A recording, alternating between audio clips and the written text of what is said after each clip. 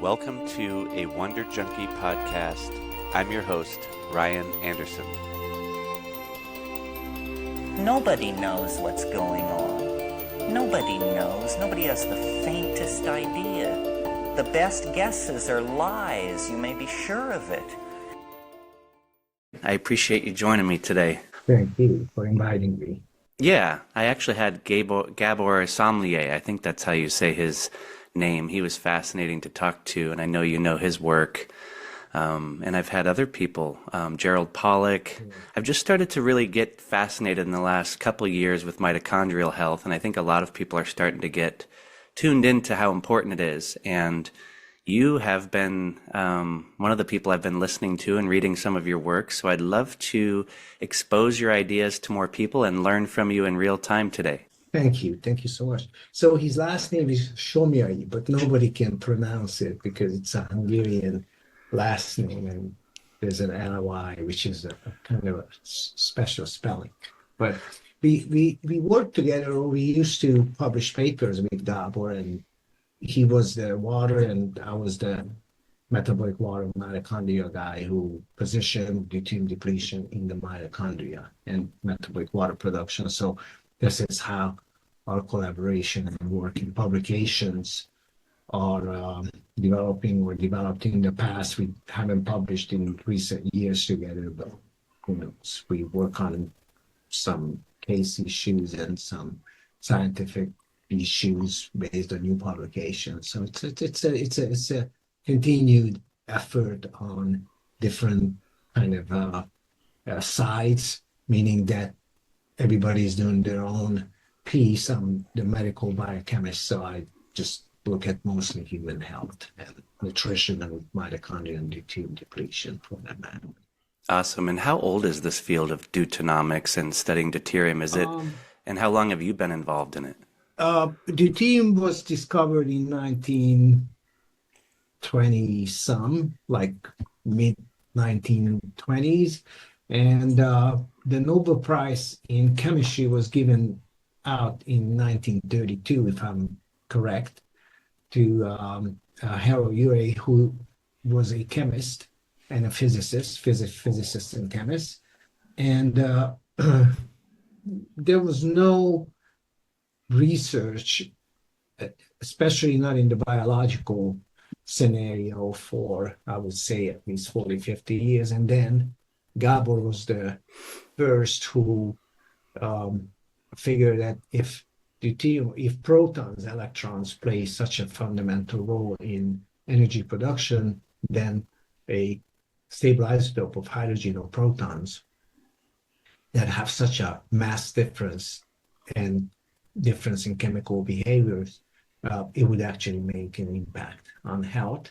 So he started investigating deuterium depleted water as like potable or drinking source, and he did some very important influential studies. In the meantime, they clarified that deuterons cannot replace protons in pump functions, in ATP synthase pump functions, and in these pumps, because they don't fit because of the size of the proton and the neutron together, it's too large for these pumps, and they break them anyway. So we figure that this must be a biological scenario, not only water, but also food that we consume, and the water that we produce in mitochondria should be deuterium-free, and or very little deuterium should make down all the way to the mitochondria. So we started, working on experiments, and we could show that this is actually the case. And that's how deuteronomics started. So it's kind of broadening the scope from water to endogenous factors, mitochondrial health, fermentation, and how peptide cycle and how deuterium regulates mitochondrial function. So now we are down to the point that even cancer is considered now not only mitochondrial disease, but also mitochondrial disease related to a irregular deuterium homeostasis or a defective deuterium regulation in our cells. And so it's getting like very influential in physiology and medicine for that matter. Yeah, and I guarantee if I was to go out into the public right now and mention deuterium to anyone that I chose, not one person would know what it was. And it seems like in this little microfield that you're in, it can be its own echo chamber, if you will.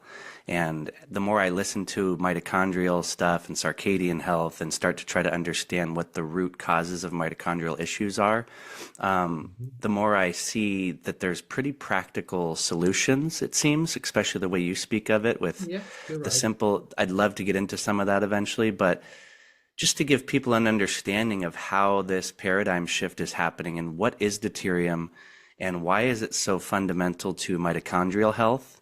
And even we'll get into like what is mitochondria and why is that so important? Sure. So just what you covered, we published in the Proceedings of the National Academy of Sciences of the United States, the PNAS, showing that how deuterium is involved in phenotype and biological regulation. So it's not a microfield any longer. It's more like a mini field, meaning that it's getting there, but apparently there is a process to this. To understand how important it is, we have to kind of step out of our circles and go out 150 million kilometers to the sun and figure out that actually that's where protons or hydrogen ions, it's a proton without an electron, actually to fusion. Actually, protons or hydrogen is the smallest element, stable atom on this planet or in the universe as we know it. And this is the smallest ping-pong ball that you can actually play a game with. And that's the fastest game too when it comes to biological systems, because protons or hydrogen is the first element in the periodic table. So it's easy to move.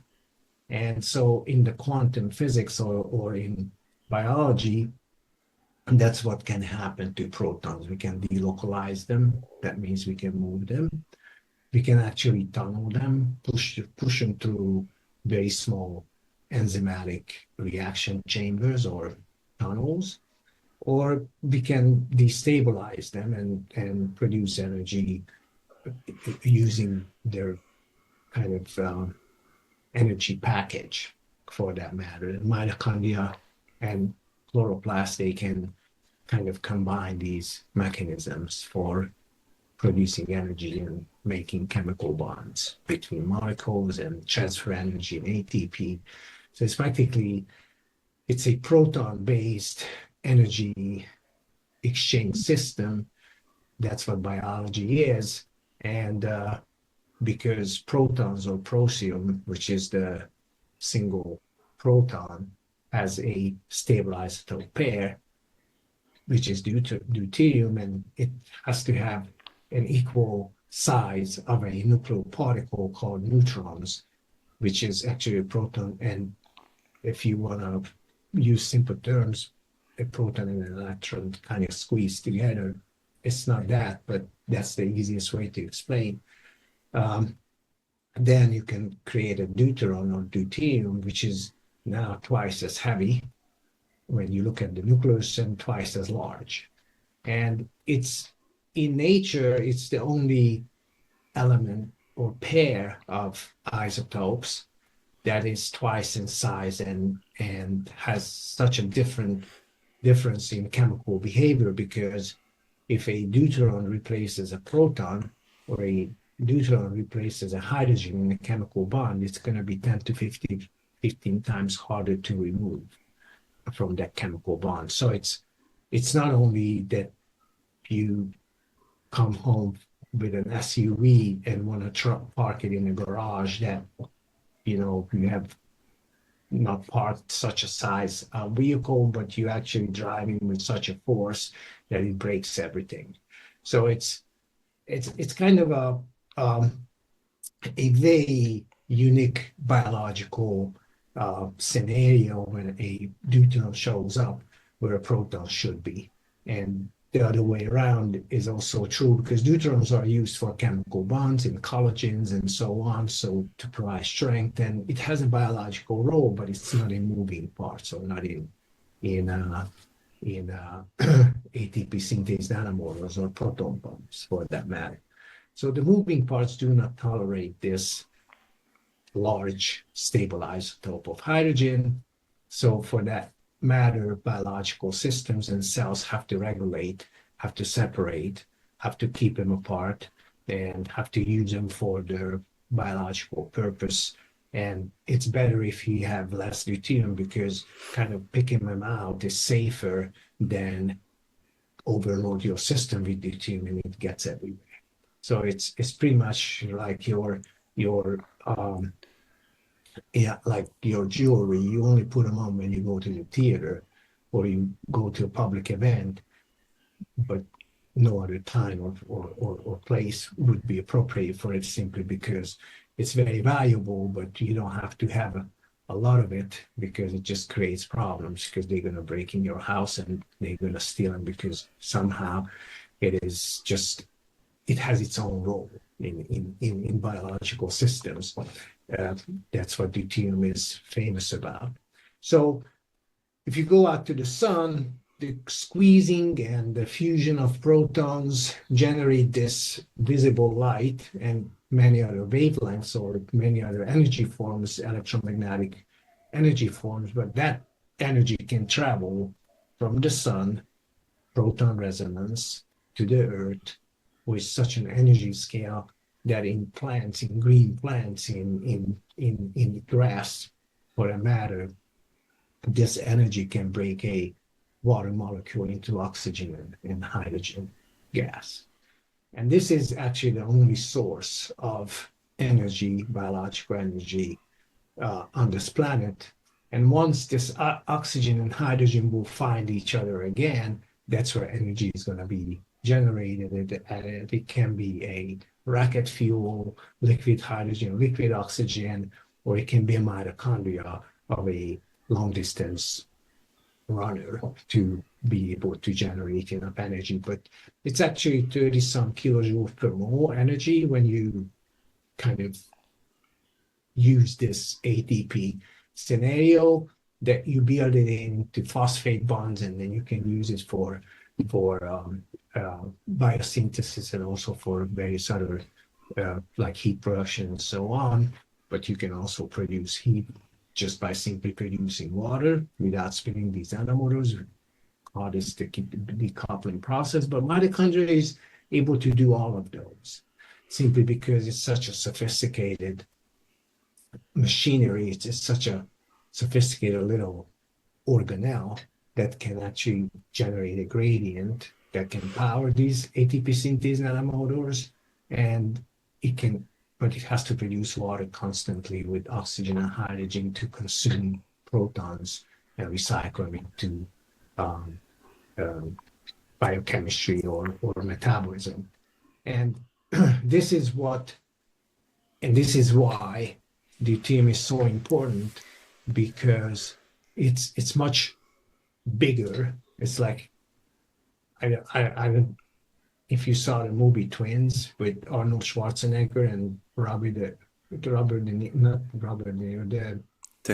shorter guy, the shorter guy.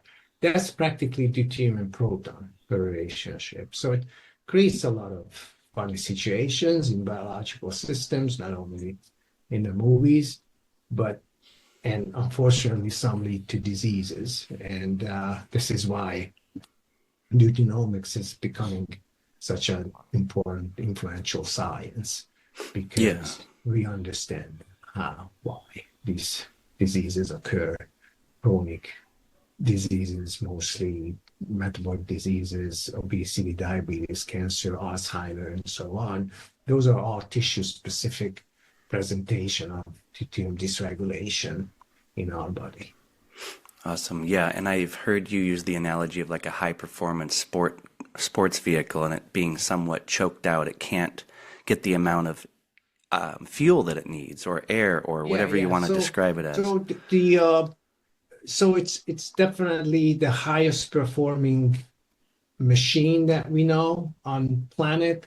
In some bacteria, these ATPase or ATP utilizing nanomotors, they can spin as fast as 100,000 rotations per minute. In our cells, they spin somewhere between 9 to 20,000 rotations per minute, which is a very high-end Formula One race car.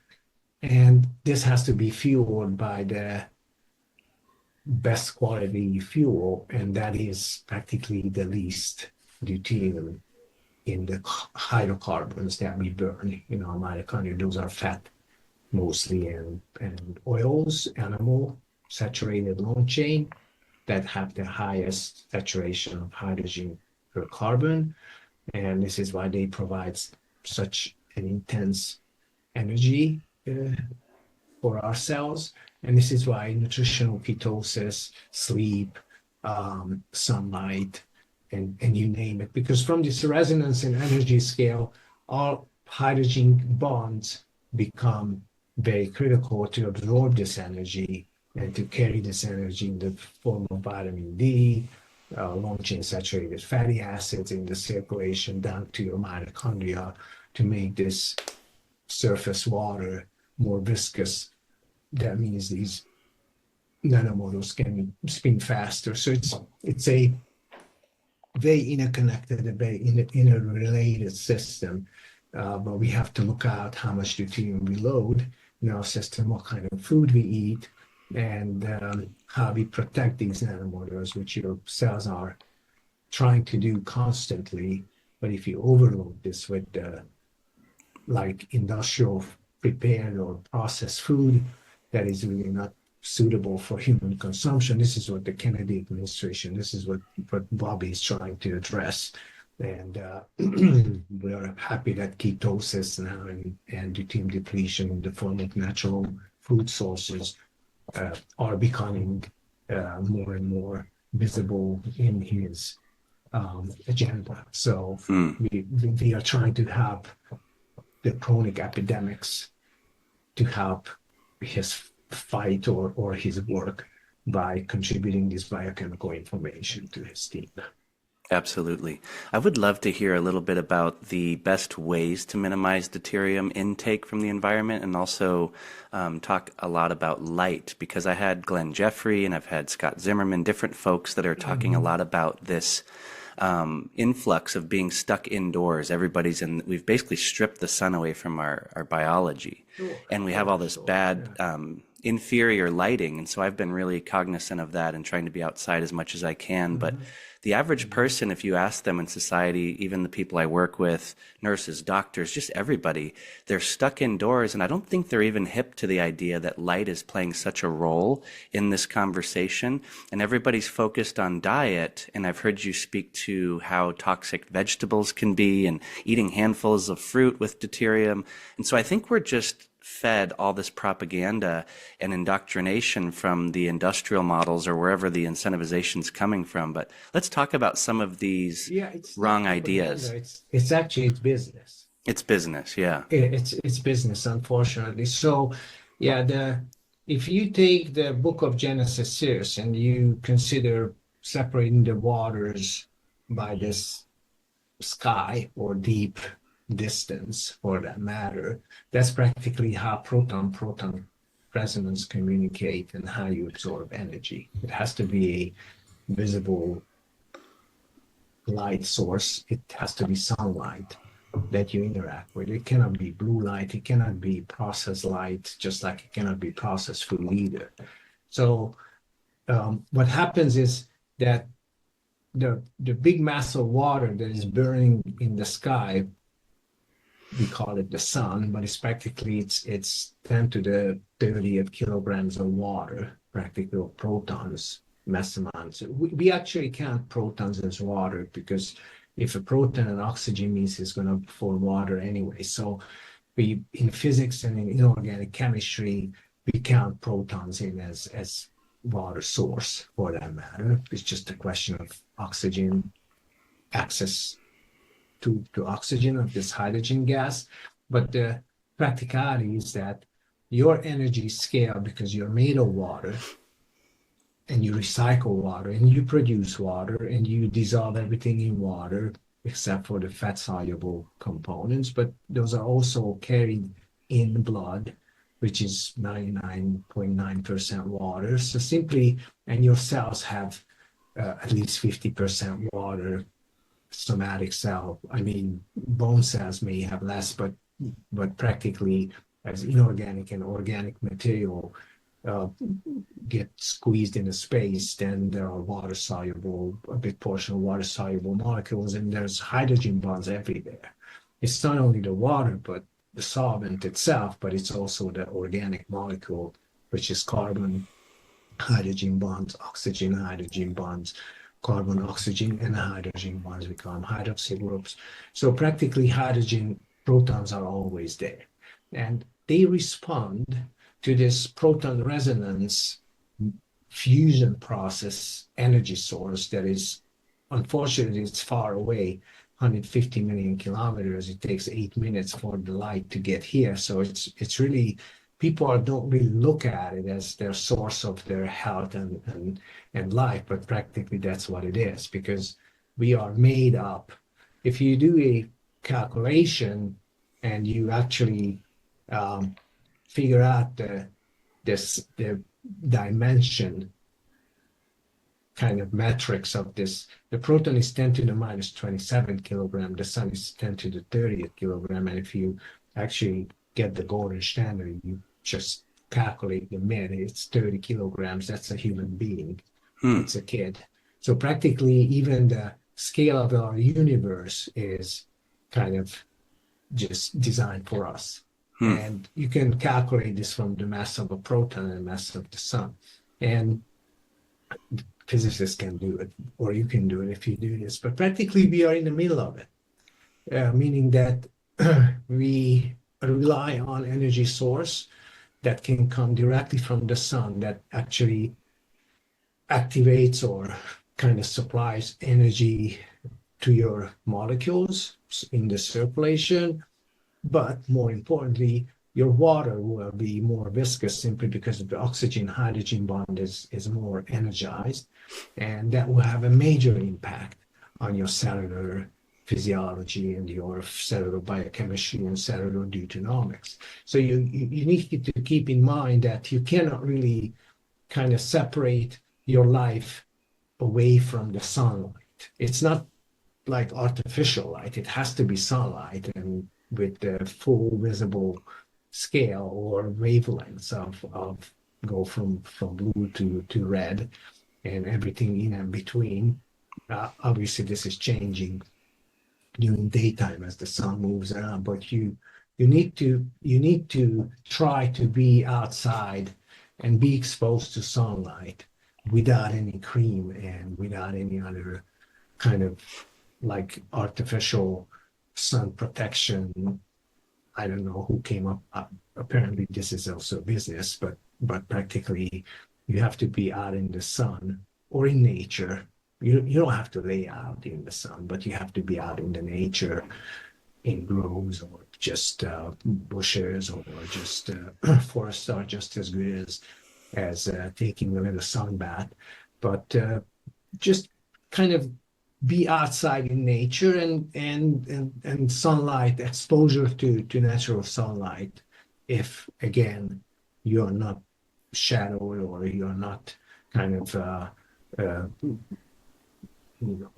polluted air, has different kind of light emission and light scaling properties. So it has to be natural, the air and the water, and close to these very important resonance scenarios and environment that actually supplies your body with energy that can be used for better mitochondrial function. That means you can actually digest food, produce energy from food more efficiently.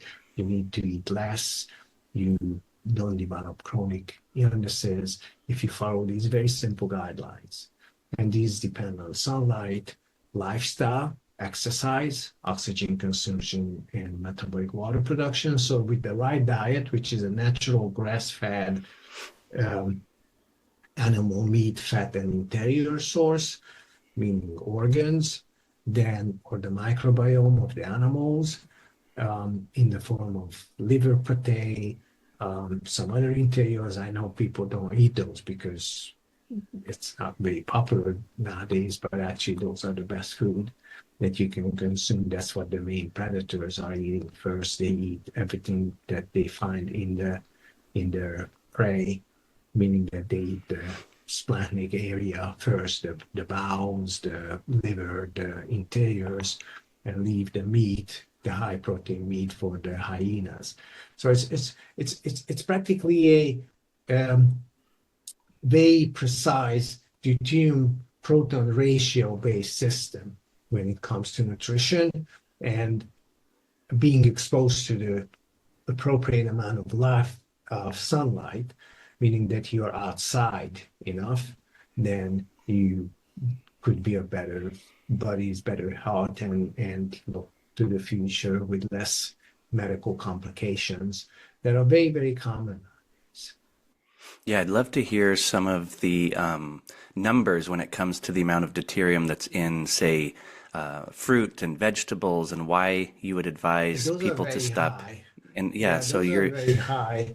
That's the idea behind fruits, to actually make fruits are not for us.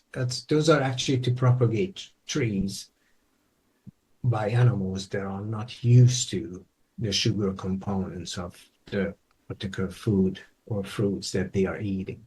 Every fruit has seeds, and the purpose of the fruit is practically to get the seed from one place to another. And the way it happens is that these animals, mostly just pork, pig, or boar, wild boar out in the forest, they eat these fallen fruits from trees that they don't have to climb up to. And practically they spread their seeds because they slip into a sugar coma, and they start defecating everywhere these seeds with fertilizers. And this is the most efficient way of propagating trees. That's practically part of creation. It's part of the design. It's part of this idea. The fruits are not for us simply because we don't kind of use this fruit seeds, and we are used to the large amount of fruits because they are everywhere in department stores, they are everywhere in food stores, but it's practically causing us sugar comas, increase our glucose and fructose blood sugar levels. Fructose is actually the more dangerous sugar type, simply because it goes from 2 millimole per liter up to 18 millimole per liter, while glucose only moves from 4 to 5, 6 millimole per liter. So fructose increases by almost 6 to 8 times compared to glucose, but nobody measures those, and those are coming from fructose or kind of fruit sugar. That's what we call fructose. So it's a very dangerous food source for us, simply because of the fructose content. The wild animals are in a better situation because they cannot really buy it. They actually can get fruits only for a few days of the year, one particular fruit, simply because they specialize to eat certain fruit types, but they only have access to it for only a short amount of times, and so they don't get sick from it. Or there are animals that are getting prepared for hibernation, and they consume a lot of fruits, especially in the fall, simply because they want to gain fat. They want to build up fat. Or there are migrating birds that they eat fruits simply because they want to build enough fat so they don't have to kind of land and eat when they move and fly thousands of kilometers overseas. So it's practically a very well designed system, all related with sugar, ketone bodies, and deuterium loads. And understanding this system will give you a good guide of simply how you can kind of eat, how you can exercise, where you should be, sunlight or indoors, sauna. It's very important to have a certain amount of exercise every day, meaning that at least 40, 50 minutes, your heart rate should be close to 100 or above, simply by walking or uphill or just be outside and do some physical work and so on. It doesn't have to be a gym, or it's better if it's not a gym, simply because running on a machine, looking at a TV in blue light makes no sense. So it's unhealthy, especially after eating sugar high protein supplements with high deuterium, and you just break down these nanomotors, and then you're surprised that you're still gaining weight, and not only gaining weight, but sooner or later you become diabetic, obese, or have some chronic diseases. It will lead to that. This path is really truly not known deuteronomics and how it's involved in phenotype or cellular level adaptation. That's practically a very dangerous situation, because if you just listen to the radio or some of these advertisements or some of these kind of head gurus that they think they know it all, it's better if you get like some very fundamental information and knowledge for yourself and make decisions based on not what you hear, but what you know. And what you know comes from what we covered here partially. That's the most reliable source of information, practically, when it comes to health. Yeah, no, that's what I like to do in life. Is there's so much information this day and age that it's like, how do we triage and get to the foundation and see what the most bang for your buck return would be if you want to just handle 90-10, if you want to do, or 80-20, whatever it is. And it's like, get outside more, maybe stop eating as much, and start doing the high-fat animal protein diet. That seems to be the foundation of it. And then I like the idea of magnetism being that grounding more, getting your feet on the earth. And then the movement. It's the simple stuff, but it's like we've had this influx of marketing and the business and the industry behind it so overwhelming that the average person is running in circles, and they're going to juice shops, and they're, going out and slamming these massive amounts of vegetables and fruits. Yeah, the whole idea is just to keep you busy enough of being afraid of you haven't consumed, eaten, being exposed to kind of smear on your skin. You're just kind of in a constant fear of, really, I didn't do this, I didn't eat enough of that. It's practically marketing. And it's a big business. It's probably the biggest business with the pharmaceutical industries now, and the disease industry is practically the largest business on this planet now. And if you look around, it's not only humans anymore, it's practically our pets are all these, because they are feeding them the same trash. It's processed food. It's actually not suited for human consumption or animal consumption. The result of that is practically you don't even know where to look for information, because you are so overwhelmed with all this baloney and with this business that you don't even know where to start. Yeah. And it's actually a very simple process. You need to know about protons and hydrogen on the periodic table. That is the first element. Its isotopic pair, and how to actually control the amounts that you are taking in. And you can only do this through food or nutrients that you consume, and with your daily activities you can burn this. You cannot really just sit there and wait till it burns.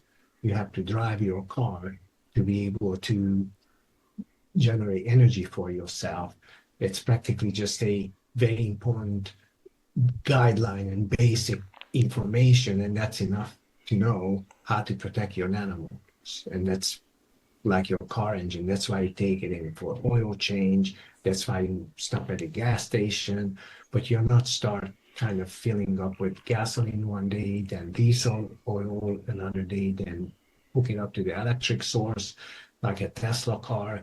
because your engine only works with one particular type of gasoline or fuel that should be a hydrocarbon, carbon, hydrogen. Oxygen comes through the carburetor and you burn it and you produce energy and you drive from New York to St. Louis, for example. It's just practically just a very simple scenario. And this is true of your own mitochondria. You have to use these nanomotors to produce ATP that actually cause these muscle contractions. And if you pair it up with the right fuel, which is a low deuterium, high saturated fat source, mostly animals and interiors, then that's your best bet to stay healthy. Yeah. It really an irreplaceable information. Yeah, and if you just look at the big picture and all the millions of years before agriculture that we were a Paleolithic type species, more nomadic. We were moving about the planet. We didn't have this stationary capacity to just grow this type of highly processed food. And you're right. And we ate fat, meaning that 4.2 million years old skeletons and skulls and large plant-eating animals, their skull was actually open with a stone. Yeah. That's the primates there. They learned how to kind of eat fat or bone marrow of a large plant-eating animal, and that gave them a big adaptation advantage because they didn't have to chase them down. They didn't have to kill them. They didn't have to fight hyenas, tigers, and you name it, and wolves just to compete for the same carcass. You actually waited these little prehistoric men, these little, like, I would say the smartest one of all. They actually used their hands. They could actually grab a stone and they could actually go through the skulls. And that was like, if you look at a mammoth, if it's old enough, then, or there were some other large plant-eating animals, there are like 20 kilograms of bone marrow in long bones in the skull. And that's a good source of low deuterium fat ketone bodies or ketosis. And it's a very reliable source simply because it stays there. And you can just remember where you saw these watchers gathering, and simply you just found the place and they went through the bones, and they conserved long bones simply by suturing back the skin, and they could conserve them, these bone marrow dinners for 8 weeks. So they pretty much organized their life around these fat or ketone sources that were freely available without really any effort other than just breaking through the bones. There are papers about this from Ethiopia. They kind of developed these bone findings, and they were surprised that actually humanity might have started earlier, a few, like 0.5 million years. But practically this is what they consider now the essence or the nutritional kind of aspect of how we became humans. And then when agriculture came, we all went back. I didn't, but in our circles, but they all went back to eat plant-based food, which is really not for us. I've never seen a caveman's carving, like, doing some vegetable work. They all were hunters, and they were all like they were eating animal products, and that's the most practically there's a rank, and animal products are even chicken would eat the worms simply because those are meat. So those are the most nutritious, most energy efficient food source. And then based on availabilities, they eat some other plant-based food as well, as we can do also, but our priority is to eat meat and interiors with the highest saturated fat content and the lowest deuterium disposal. Yeah, and another thing that seems pretty controversial, especially at where I work and in this culture, people are always carrying around these massive amounts of water, these huge jugs of water, and everybody's drinking so much fluids. And I think of the practical element of you didn't have access to water all the time as a human being. And now that we have this abundance of water, everybody says, drink so much water. And all of the scientists and doctors are promoting this hydration. You need to drink at least a gallon of water a day. And I'm like, this is flushing your system. And can you talk a little bit about this? It's actually business again. It's the water bottling business, practically. Because first of all, thirst is your signal, or thirst is your natural signal for if it's needed for water consumption, but you only should drink as little as necessary to kill your thirst. Because the danger of drinking water, especially distilled water, which is without ions, is that it will actually produce a low osmosis in your circulation that will flood your hypothalamus with water. Simply, you can die of it simply because of brain swelling. Actually, you can die of water, drinking too much water. You probably heard of water poison, because if your brain swells, then you're dead.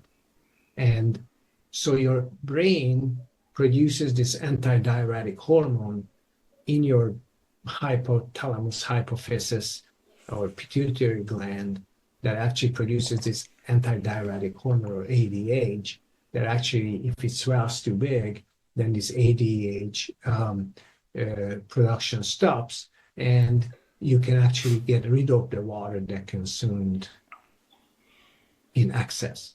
And if you drink 2 liters of water or 1 liter of water in 20 minutes, you pee out 2 liters in the next 2 hours. So it's really useless for your water homeostasis, and it's part of just like the medicine or medical fields were capsized by the pharmaceutical industry, the water drinking business is capsized by the bottling industry, because for them it's business. If you carry around, if you drink constantly, you pee it out anyways, because your body doesn't need it. You develop a diabetes insipidus.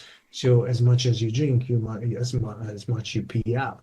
So it's practically a kind of dipsinogen form of a insipidus, or a diabetes insipidus, which means plenty of urination or plenty of urine, but that's practically what you set the stage for. So thirst and drinking water is pretty much the same as everything else in your life, in your special needs, as far as food, sleep, drink, sex is concerned. These are all basic elements that your life is designed around, and you have to keep them all in harmony. And reproduction, sleep, sensing your tiredness, it's like if I would ask you to go and take a 2-hour snap because there's a couch behind you, that's practically telling you, why don't you drink a little water when you don't need it? You don't go to sleep just because there's a couch there. You don't drink just because of a 6-pack of bottled water there, but you only drink it because somebody wants to sell it to you. Yeah. You don't really need it. And practically, this is how this whole system is just kind of industrialized and marketed, and your health is practically the best, quote unquote. It's your disease or your illnesses are the best business for them. How they get there, these different industries kind of join in. You eat trash, processed stuff. You drink a lot of stuff that you don't really need. And in the meantime, you don't exercise, you sit inside, and you're wondering how come the 16 years old teenagers of the United States, half of them have insulin deficiency, insulin intolerance, and pre-diabetic or diabetes.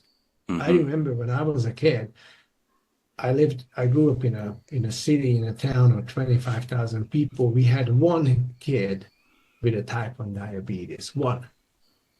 In the camp, we were actually standing around his bed just to see when he was injecting himself with insulin.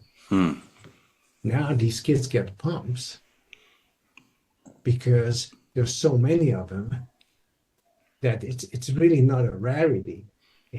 Same with cancer. My father was a pulmonologist and a physician in town, and because of tuberculosis, they did x-rays in the population every 2 years. He found maybe 1 or 2 lung cancers of that big, large population. Yeah. Now, third of the population have cancer. So, I mean, you do your math, you can think it over again, you can listen to all kind of stuff. None of it is as reliable as knowing deuteronomics and how you can regulate and how you protect your system from deuterium. And that's practically eat as least as you need to, drink as least as necessary, try to fast, stay outside, do some exercise, meaning that work for an hour at least, or do some activities outside. I live on the 7th floor. I don't use elevators. I walk up and down 6-7 times a day with the dog 3 times, then going in and out, but I don't use elevators. Every kind of scenario has an opportunity to exercise a little bit more. You should think about those. Yeah. And you should pick your food. There's, you know, the source, it's grass-fed, the animals were outside in the sunlight, the animal was not sick, meaning that you actually eat a good low deuterium, high hydrogen proton carbohydrate, or for that matter, hydrocarbon source, which is oil and fat, and interiors, and you keep yourself in ketosis. Because ketone burning is your natural and your normal metabolic state. That's how you wake up every morning. This is how you were born on this planet.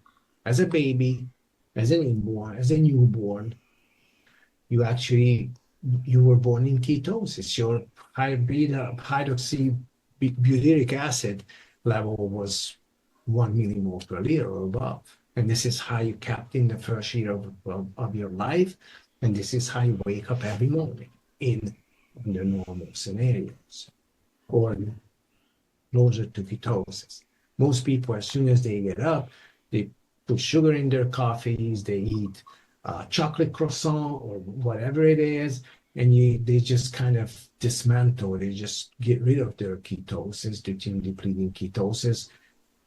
Their system, their liver, their organs worked for it the whole night. That's why you fall asleep, so you don't eat for 8 hours, 7-8 hours, and you get into ketosis, and you can get rid of deuterium as much as necessary to kind of regenerate your brain, your neurotransmitters. So that's the bottom line of these physiological regulations: sleep, sunlight, exercise, and the right amount and appropriate type of food, source of food, and drink as least as possible necessary. If you're thirsty, yes, you drink. And what do you, as much as you need. What do you recommend for a water source, like deuterium depleted water, if you were going to try and drink that? Or 25 ppm. That's a good recreational. And how do you do that? It's like good rainwater. You can go to any source that they sell deuterium depleted water. I don't want to name companies here because that's not part of my job here, but yeah, you can actually get deuterium depleted water from various sources. You just have to look. And what about the marketing now? I've been hearing about this hydrogen water. It seems like a scam. Have you heard this? Hydrogen water is part of like how we produce hydrogen. Our microbiome produce hydrogen gas. Our retina produce hydrogen gas. So hydrogen gas, or dissolved hydrogen in water, and hydrogen is kind of a small molecule. It's 2 Dalton gas, H2, and it penetrates through membranes very easily. Some people use them, consume them. The only problem is that you don't know the source of deuterium. You don't know how much deuterium there is in this hydrogen gas that you are consuming. And if it's some chemical methods that are not really controlling for deuterium content, then you may be inhaling very high deuterium hydrogen gas, which is, or drinking, consuming very like high deuterium gas, and that's not good for your system. Although it kind of evaporates through your skin, it doesn't stay inside and it doesn't get inside, just as long as it's in the physical chemical properties of this. Solubility is a very important factor here, but it's such a small gas that you probably bought some balloons with hydrogen filled up. They have to be metal covered, those balloons, because otherwise the hydrogen disappears. And that's the same in your cells. Hydrogen just disappears. So it's not a very efficient, especially not some of those sources are reliable. So I wouldn't use those. Okay. And another big subject that I'd love to ask you about is obviously in the last 30 years or so, we've had this influx of EMF exposure, non-native EMF exposure, and mitochondrial health being affected by all of this tech and the power grids, and we're just constantly being hammered with blue light. And I've heard Glenn Jeffrey and others that are studying mice and putting it over them and showing that they become pre-diabetic, they become obese. So you're talking about all these kids that are fat and obese and have metabolic disease. I think a lot of it's the light thing and the constantly being on screens. So what you need to be aware of that there's a lot of metal, iron in our red blood cells. This is how we carry oxygen.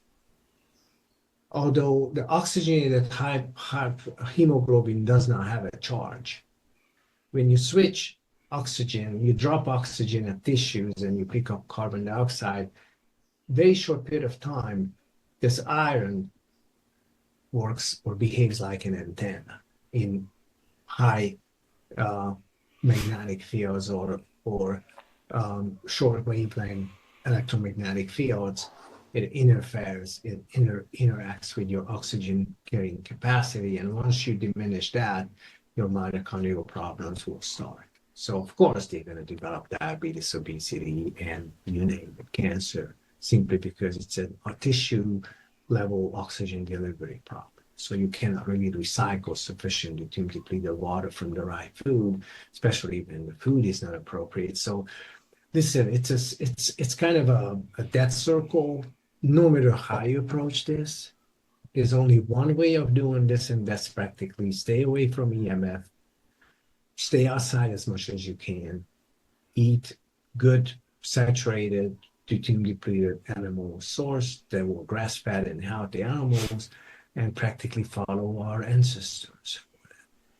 Yeah. Because that's the short thing. Yep. I remember you mentioning when we sleep, a lot of the reparation happens because we breathe a lot slower. And then I was thinking about this huge subject matter of breathing and how most people are over breathing and mouth breathing. And it's a subject that I've dove in quite deep into. A lot of people are doing a little bit of medical mouth tape to train themselves to breathe through their nose, but that's caused a lot of issues too for people, is this over breathing. Peroxisomes and mitochondria work together. Peroxisomes, they work with dissolved oxygen. You don't have to breathe for that, simply because it's dissolved in your blood anyways. The excess water, the excess oxygen amount, 21% partial pressure in air, it's sufficient only if you breathe very slow. You can still supply your peroxisomes. Peroxisomes can only oxidize fatty acids. It's what we call beta oxidation, which is deuterium depleted. Produces hydrogen peroxide. By catalase, it turns into metabolic water. So the idea behind sleep is practically breathe as just kind of stay alive, for that matter, be unconscious, but use these peroxisomal systems instead of mitochondria, and surely oxidize fat and deplete deuterium from deuterium depleted fat sources for your water supply that can actually replenish your deuterium depleted cytoplasmic and mitochondrial water. Now, you don't have to kind of enforce breathing when your regulatory processes dictate otherwise, meaning that if your breathing slows down, let's say 2, 3, 4 kind of inhale, exhale cycles in a minute, or if you have an apnoe situation, it's for a good purpose. That keeps your oxygen dissolved. So you don't need hemoglobin for that. It keeps your dissolved oxygen high enough sufficiently, so instead of your mitochondria, you start using your peroxisomes, and that's the sure bet for fat oxidation or low deuterium substrate oxidation. Mitochondria can do amino acids or glycogenic amino acids, anything that can produce pyruvate or pyruvic acid or acetyl coenzyme A. And glucose can do that, fat can do that, glycogenic and ketogenic amino acids can do this. So mitochondria can burn everything. It's more like a kind of a heat source that can use with various like input, meaning that you can burn coal, you can burn gas, you can burn anything you want. Now, your peroxisomes are more specializing to hydrocarbons. So that's like your gas furnace. You cannot put anything other than just gas in it and hydrocarbons. It's your peroxisome. So it's practically a dual system, but that doesn't need oxygen that is carried to hemoglobin. It's sufficient. It actually works with O2. It doesn't have to be elemental oxidation. It can be oxygen molecules. And in the meantime, you recycle the oxygen in the next cycle. So breaking hydrogen peroxide into breaking 2 molecules of hydrogen peroxide into a molecule of water and an oxygen, it actually recycles your oxygen. So it's practically a tissue level recycling doesn't really need breathing oxygen. So this whole apnoe business, this whole you don't breathe enough, you don't drink enough, you don't eat enough, you don't do this enough, you don't do that enough. It's just kind of enough, after a while. So that's why we got into Deuteriums to address all these misconceptions of health. How familiar are you with Gerald Pollack's work in easy water, exclusion zone water? Well, we don't use this terminology. Okay. Because you kind of need to think of interfacial water or structural water as water molecules that are arranged around a biological membrane, or because of adhesion and cohesion, they form a certain structure. And because of that, they gonna have less solvent simply because they cannot dissolve as many ions or as many salts and so on. So we don't use his terminology. The biological phenomenon is very important. Understanding the difference between structured and surface water in comparison with bulk water or liquid water for that matter. Mitochondria only has surface water, structural water. So, and they're going to have different solutions or solvents simply because it's a different water molecule if it's adhering to surfaces. So I do know about his work, but we don't use his arguments or we explain those findings in some other ways. And it's mostly related with physics and inorganic chemistry of water. Yeah. Just a little bit of different languaging, but you guys are still speaking to the same principles of what to do. Same principle. The behavior of water is, I think, our vocabulary, our terminology. Let's put it this way: it's more consistent in inorganic physics and physics. Got it. His terminology or his vocabulary is not as precise of like where it's coming from. If I'm correct, he used these exclusion zones. Yep. But you can actually have inclusion zones if water is less structured. So it always depends on how water molecules are arranged. That will determine their solvent capacities. Yeah. So it's practically an inorganic physics kind of issue, and we just don't use that approach. We use like what we use in physics and organic chemistry.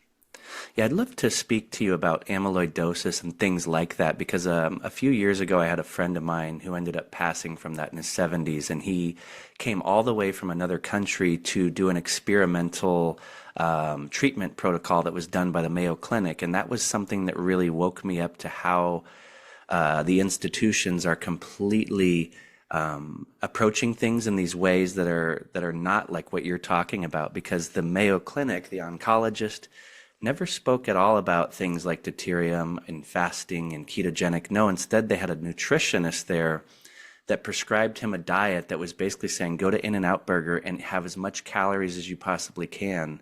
And they did chemotherapy. And so, you know, that approach obviously didn't work out, and he had to take it on and try it. It's a business, you know, just to keep somebody sick and sell them or put them on drug scenarios. I mean, that's the best business. Do you think that it's a reversal potential when you have amyloidosis once you already have it? Well, every disease that you look as like crowding or molecular crowding, it can be an amyloid, it can be glucose, it can be certain type of fat. If you cannot burn it, you're going to store it. And if you cannot burn it in your mitochondria, you cannot get rid of the carbon source in the form of carbon dioxide. So it's going to end up in storage in your liver, we call it fat liver. In Alzheimer's, we call it deposits in your brain cells. If it's amyloidosis, we call it amyloidosis because amyloid is a kind of an abnormal protein that piles up simply because you cannot really burn. So once you actually reverse this whole scenario, meaning that you start consuming less food with less carbohydrates, less deuterium, and you start exercising, you start improving this burning or oxidative capacity where you can actually get rid of stuff. You don't have to store it. They don't have to pile up in your cells. Then you can actually have these situations. And some clinicians, they do some fantastic work with these nutritional approaches, and those are very helpful, even in these chronic crowding-based diseases. Crowding is practically molecular. Metabolic crowding is that when you cannot get cancer, diabetes, obesity, those are all types of these crowding process, and amyloidosis is one of the most known crowding diseases simply because you can actually show the amyloid with some special staining in your slides. So, but it's actually the same problem. It's a mitochondrial disease problem, and you can see the same in cancer cells. Awesome. And I'm in an industry, I'm a firefighter for 20 years, and we have a high rate of cancer, right? What would you think could be done to prevent and mitigate same things? Was all this stuff going to help even with... Don't eat at night if you are back from the call. Oh, I see. In the middle of the night. In the middle of the night. So you cannot do much about daytime stress because you don't sleep. You're up anyway, so you can handle those. But when you sleep, you should at least stick to the ketosis scenario, meaning that if you are on a call and once you return, then you don't start eating donuts, drinking coffee, and just kill the rest of the night because you cannot go back to sleep. You have to put a lock on the refrigerator. You have to take the batteries out from the remote, and you just have to sit there and see if you can go back to sleep. If you cannot, then you still stay in ketosis. So deuterium depleting ketosis, and you achieved what your sleep would have achieved. Just stay away from, that's what the sleep is about, not to eat. And if you're a firefighter, you have to keep this in mind. So I actually ketosis work is with probably the best thing you could do as a firefighter. deuterium depleting ketosis. Yep. I actually work with Mike Hudson. He's up in Seattle. Um, I actually work with these firefighters, and I spoke to few of those because of these health concerns, because of these health problems. Even though I don't treat patients, I can give them some good nutritional guides as like what to do when they are back. Just stay away from eating and drinking. Got it. Do you mind just Now, touching? if you are thirsty because you were working in fire, then you drink only water, potentially or hopefully deuterium water, and only just as much as necessary to kill your thirst. Yeah, that makes sense. Well, and even living here in the desert, if you're out, working in your gear and you're sweating, we have to consume more water than someone on the average. But other than that, of course, you just stick to the basics. Listen, I'm not saying that you don't drink. You drink, you sleep, you Based on the eat, demands, yeah. based on your body signals. Yeah, Your body is your best guide. Trust me on that. Nobody knows this better than your body. And it's better to be a little bit hungry, a little bit thirsty, than overload your system, that your system doesn't know what to do with that. agreed. If you are that critically thirsty or hungry, you can always eat something that kind of fills your needs the best, and it's the most reliable low deuterium source. And as long as you are in the middle of the night and you should be sleeping, then you should stay away from food, simply because that would be the normal scenario anyway. Yeah. Can you touch briefly on vegetables and why you would say we're not supposed to eat them, or why they would be so full of deuterium? Yeah, again, so we are not plant eaters. We are carnivores. That's why you have anatomy in your mind. That's why you have a bowel structure and microbiome that you have. If you were a carnivore and you would eat fruits and vegetables, you would look like a gorilla or an orangutan with the big belly, or a koala bear, simply because you have to reform your entire microbiome if you start eating plants. And since plants are living in the same place simply because of their roots, they have to produce a lot of toxins to protect themselves. And that's true of every plant. That's their only way of defending themselves. And they produce a lot of undigestible materials for us. Now, the cow is a different story because it has 4 stomachs, it regurgitates, and it has, 40 meters of bowel. That's very different anatomy, and a very different physiology, and a very different microbiome, a very different digestive process, and a very different anatomy as far as what they can eat.